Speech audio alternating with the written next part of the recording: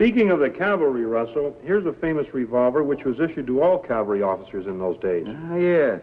45 caliber Colt Peacemaker. This was one of the great handguns of all time, wasn't it? Yes, it was. Old Sam Colt really designed himself a winner when he put out the six-shooter. It came in different barrel lengths, and a revolving cylinder bringing each cartridge under the hammer was practically foolproof. As a standard sidearm issued by the Army, it had no peer.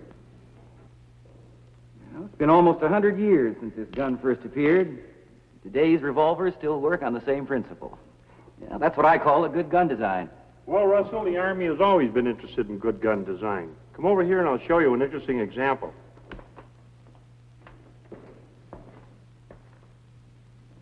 In the 1880s, two Norwegians developed this bolt-action magazine rifle. This was a great improvement over the trapdoor system. As you can see, the rifle had to be loaded one cartridge at a time.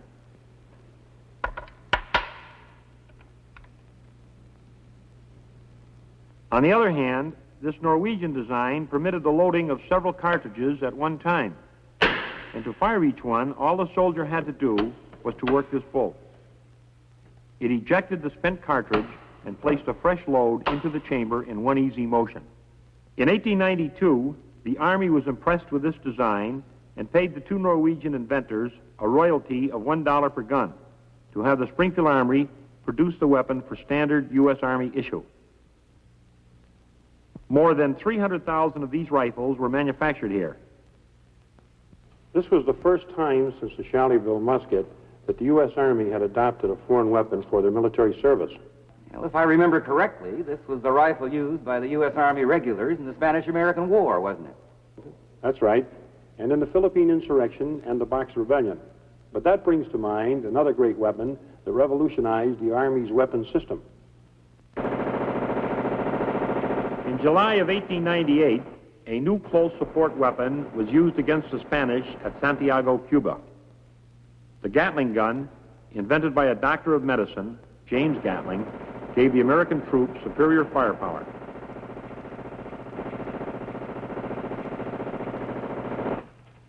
For many years, this forerunner of the modern machine gun was deployed only as an artillery piece. It was an Army captain, Dan Parker, who devised a way to use it as a close support of infantry. His theories were proven at Santiago and later adopted by European tacticians in the trenches of World War I.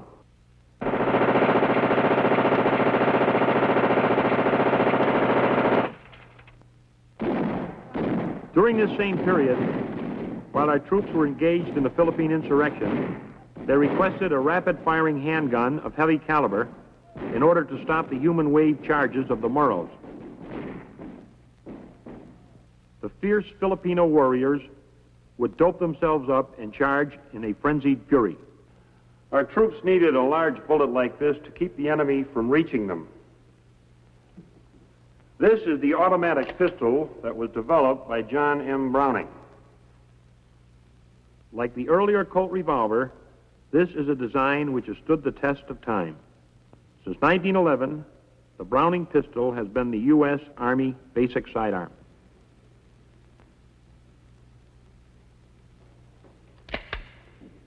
So that brings us back to the beginning of this century, Tom.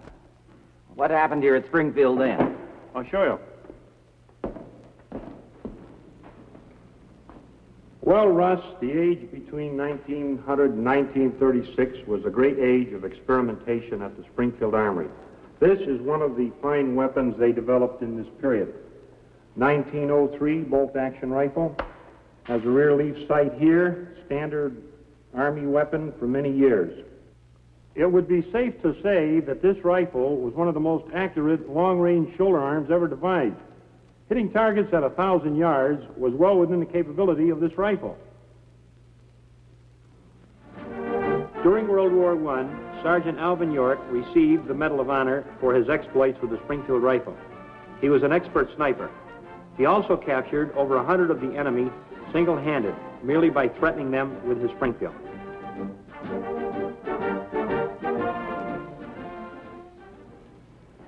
Yes, I remember this rifle very well. Here's a converted rifle that very few people have ever seen.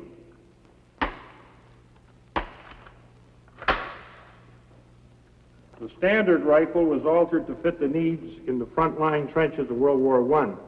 In that type of warfare, it was unsafe to stick your head over the parapet of the trench because some expert shot might pick you off.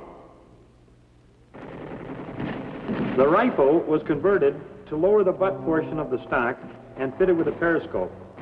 A remote trigger control permitted the soldier to fire without having to put his head up in line with the sights. It was never an Army issue, but the soldiers who converted it used it with good effect. World War I is one of the most brutal wars of all times. The trench knives were used by our soldiers in that war. But this was also a time when automatic weapons were being perfected. Look at these.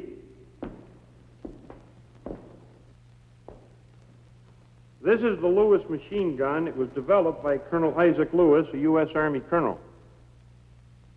It was first used as a troop support weapon, but because of its light weight, it was quickly adopted by the Allied air arms.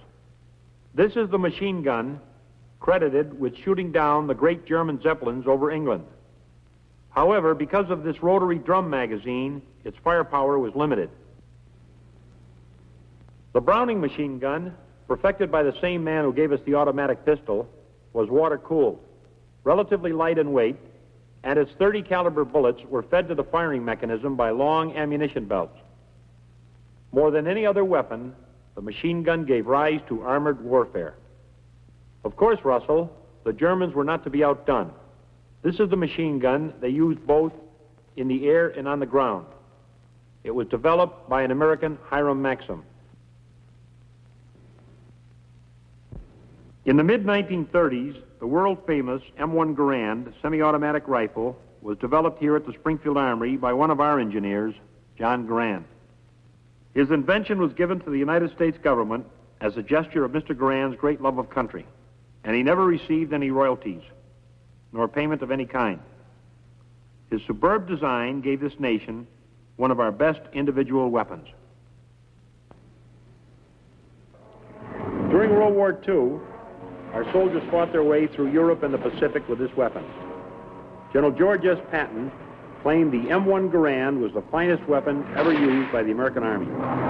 Between 1940 and 1945, the Springfield Armory produced more than 4 million of these rifles, thus surpassing the total output of arms for all the years between 1795 and 1940.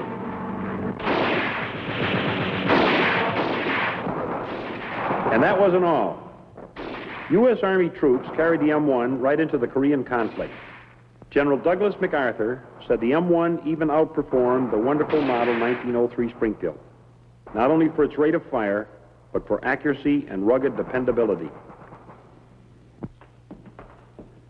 Here's something. It seems that the period from 1936 to 1957 was a very eventful 21 years in the science of weaponry, what with semi-automatic rifles and all.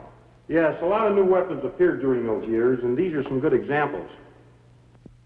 The Bazooka, a rocket launcher, was a revolutionary development and was introduced in Tunisia early in World War II. For the first time, the infantry had a shoulder weapon designed to penetrate tank armor.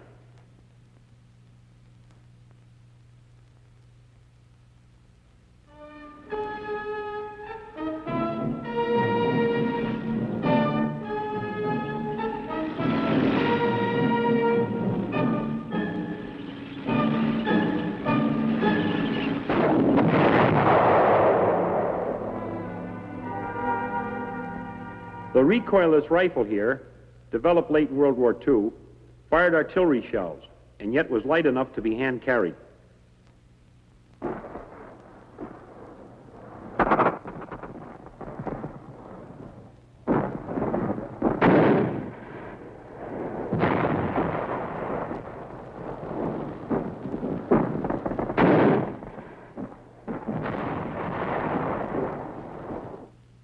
This is the .50 caliber Browning.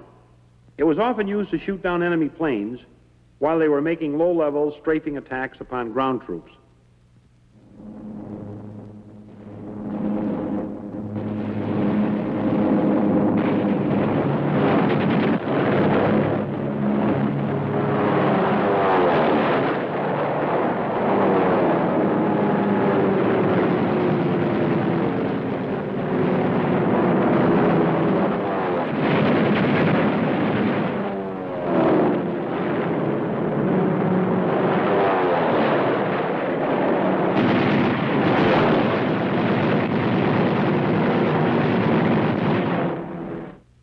I know the 50 caliber machine guns are being used by the Army today.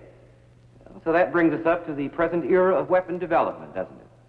Yes, Russ. Between 1957 and the present time, the automatic arm has reached a high state of perfection.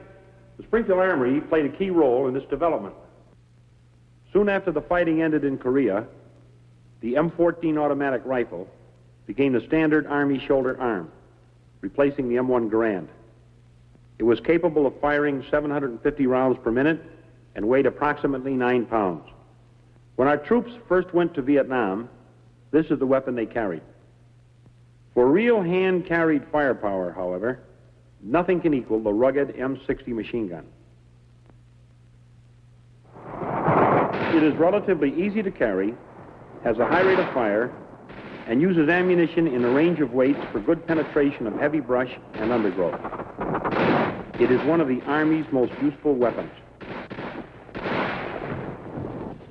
In the airborne operations in Vietnam, it serves as a prime item of armament on our assault helicopters.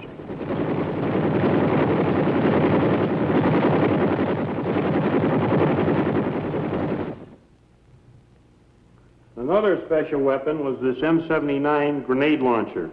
It was used to reach out and hit the enemy when he was too far away for our soldier to throw a hand grenade, and yet too close in to call for air support or artillery. Using big shells, it loads like a shotgun. It's very effective and amazingly accurate. The soldiers depend on this quite frequently.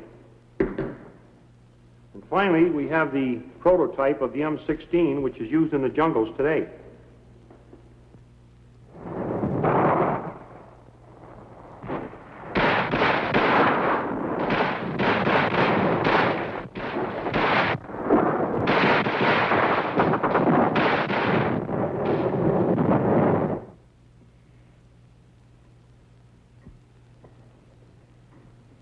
The Springfield Armory is no longer making the nation's military weapons, but with the inventive genius of the weapon developers and the productive capabilities of the armament manufacturers, newer and more effective small arms are being produced all the time. Among the many new weapons designed to help our Army do its job is this rather small automatic gun. It bears a startling resemblance to the old Gatling gun, and indeed works on much the same principle. The developers of this new weapon call it the rapid fire minigun. Watch this.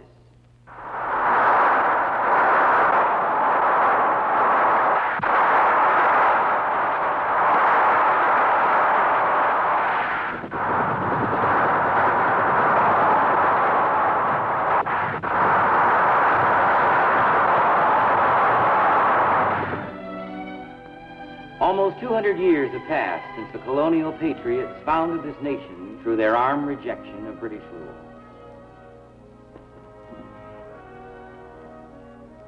From flintlock musket to rapid-fire minigun is a long, long way. But in every step the American soldier has taken in the defense of free men, he has been armed with the finest weapons carried by any fighting man in the world.